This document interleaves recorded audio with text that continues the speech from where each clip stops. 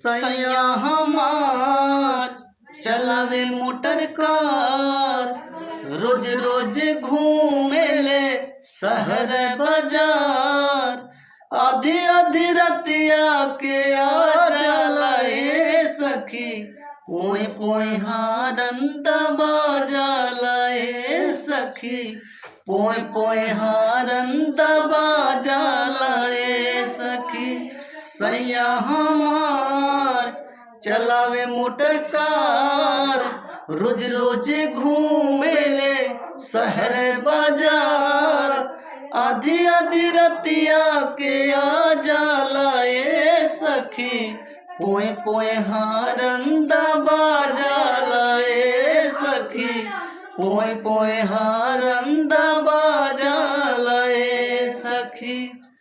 नजर न के करो लग जाए, नजर न के करो लग जाए, कहीं हुस्न के कोठी में।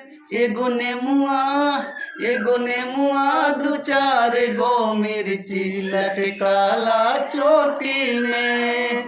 एगो नेमुआ दू चार गो मिर्ची लटकाला चोटी में। नजर न के करो लग जाए, कहीं हुस्न के कोठी में।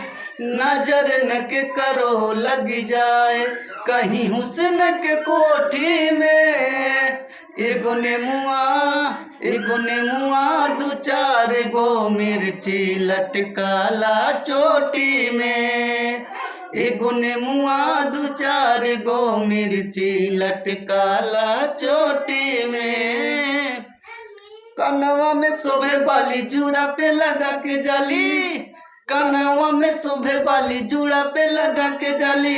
चाल चलेली मत वाली, बगल वाली जान मार ली, बगल वाली जान मार ली।